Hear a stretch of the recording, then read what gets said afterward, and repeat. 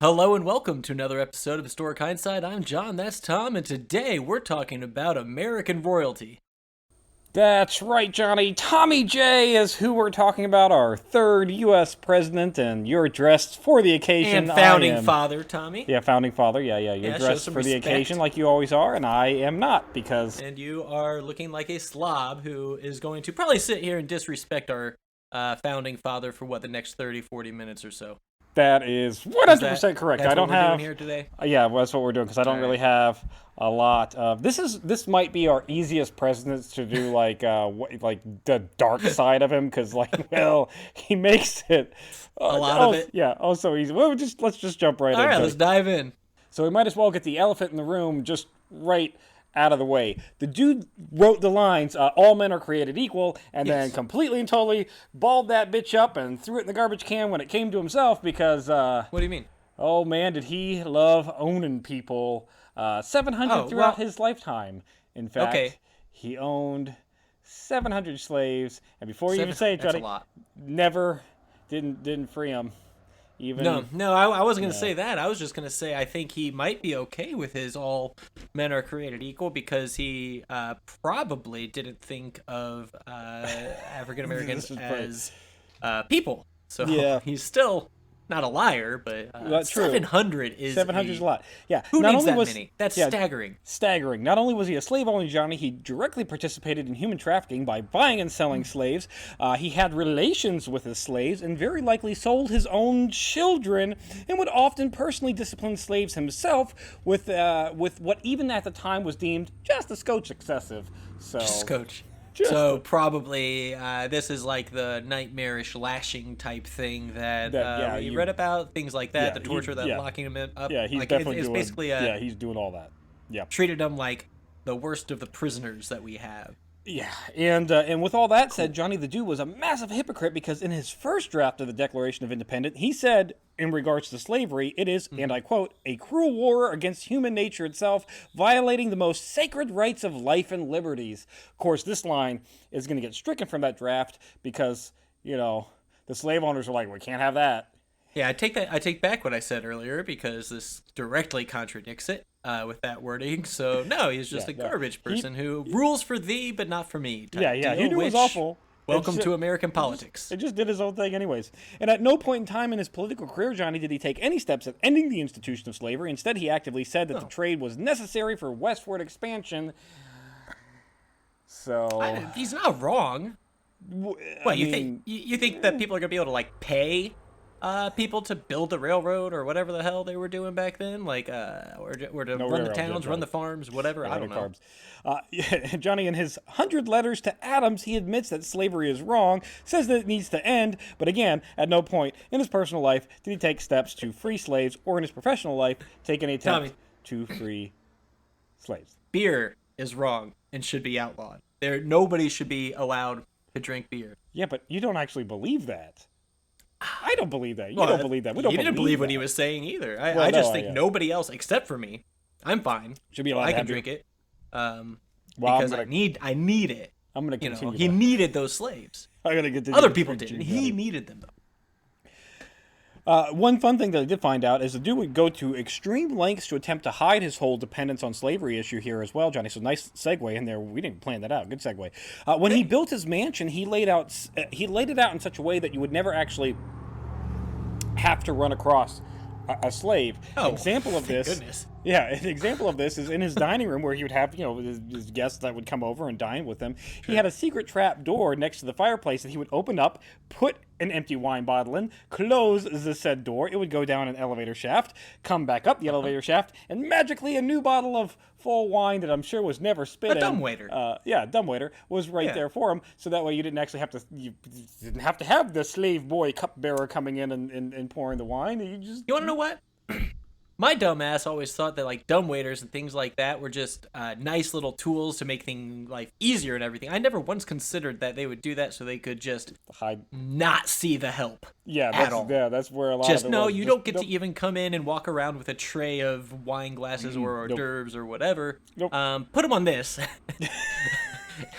from the basement, your chambers and probably sleeping place too. And send it up.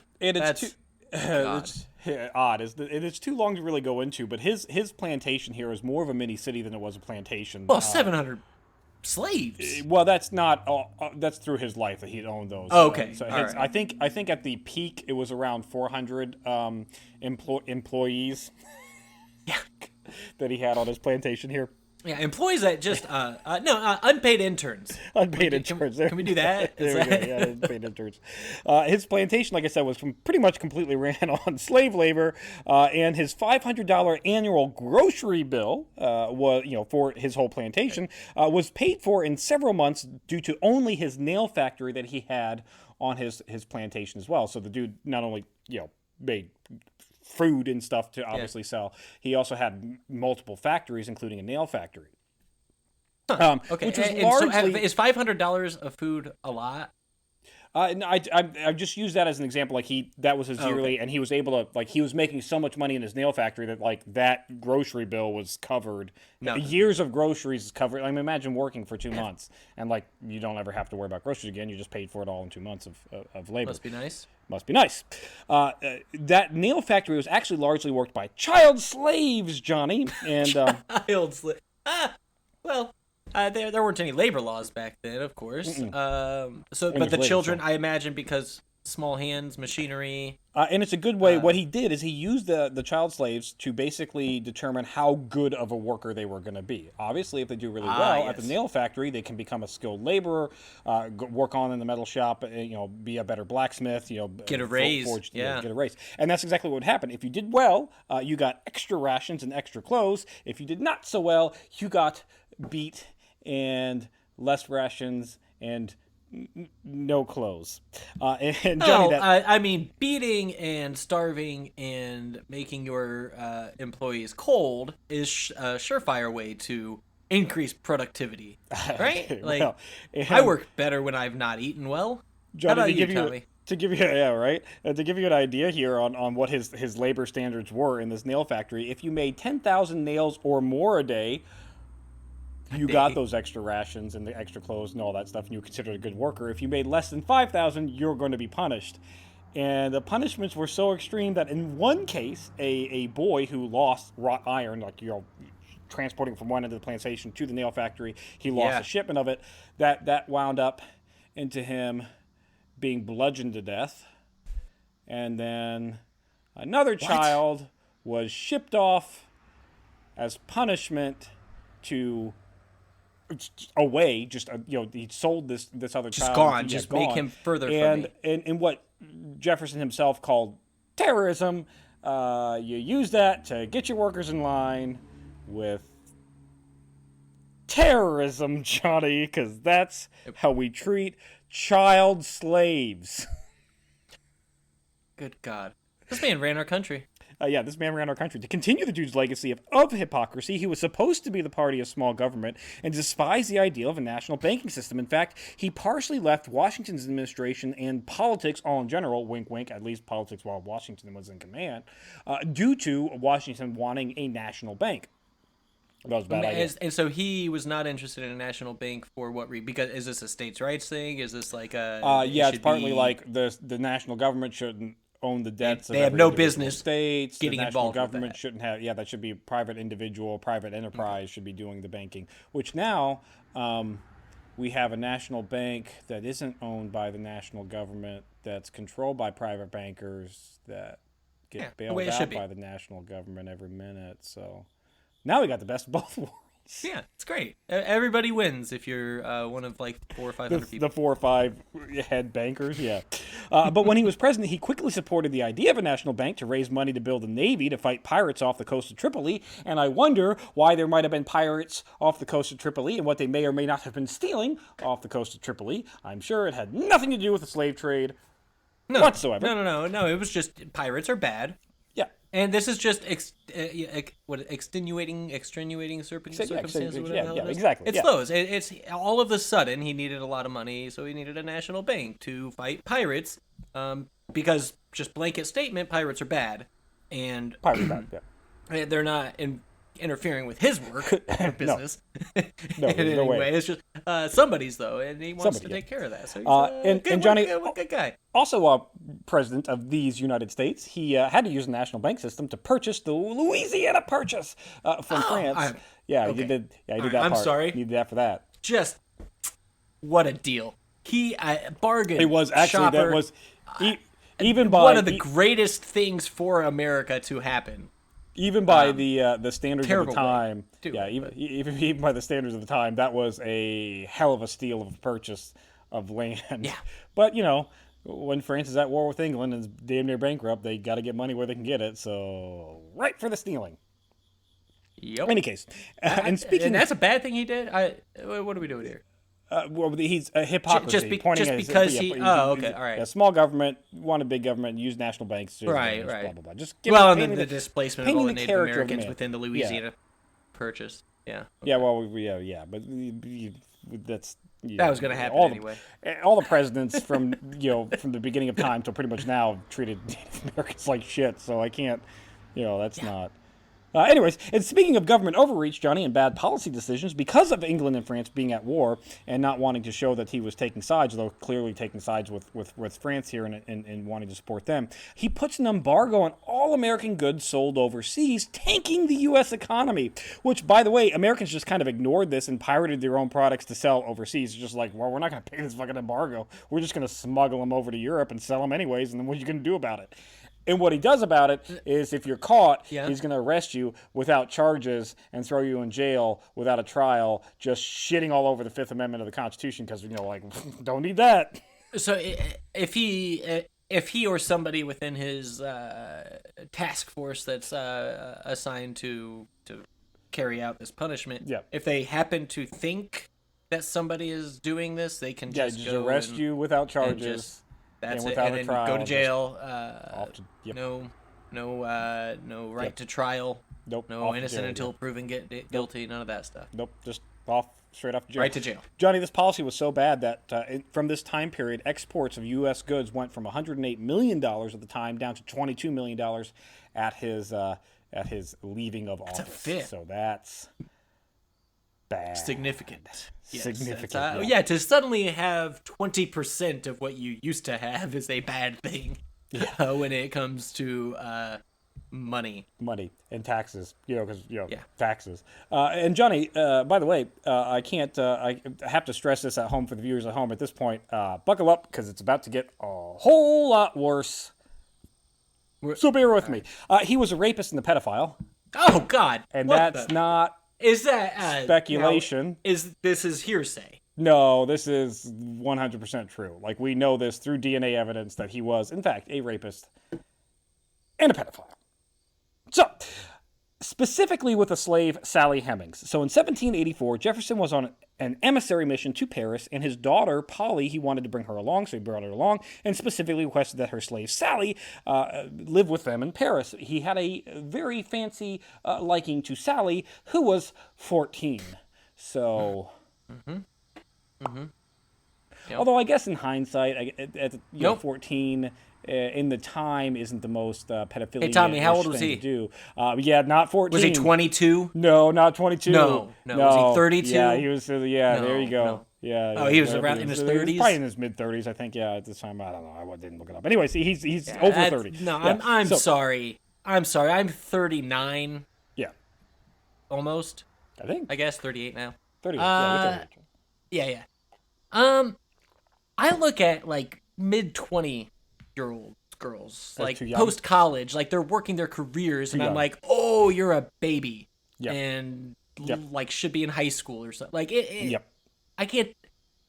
Less than half his age. Yeah, come on, Tommy J. Divide by 2, add 7. Like it's not that than my hard. Youngest daughter, and that is awkward. Well, and it's his slave. It's his daughter's slave. So it's like it's like his daughter's having best a daughter's friend over. Daughter's friend comes over.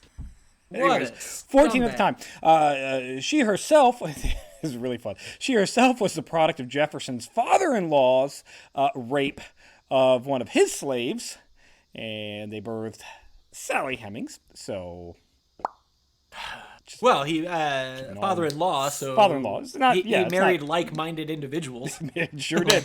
And Sally was impregnated the first time by Jefferson before even leaving Paris, although that child's going to die before they make it back to America. A caveat here is, like I do, there are some historians that argue that he never raped her, but you see, the problem with that is the argument's more of not did he have relations with the slaves, but was it or was it not consensual? And at the end of the day, it's not consensual because he owns them. Also, she's 14. And also, she's 14. Yeah, Can't consent. Yeah. It's just no. Also, the Thomas Jefferson Foundation Research Committee confirmed that 6 of the 7 children that Sally had were his. Madison, fellow founding father Madison, himself said, no, all 7 were definitely Jefferson's. Like, he told me about it. All 7 were. And in 1998... So he was trying to save face from being and say only 6 of the 7. Yeah. There's one that's not. Well, his biological... offspring's his biological daughter always denied. Let me rephrase that. Jefferson's white biological daughter always denied that there was any relationship between Jefferson and any of his slaves. The problem here is in 1998, with DNA evidence of Sally's relatives, it's kind of beyond a shadow of doubt that at least 6 of those children are definitely Jefferson's.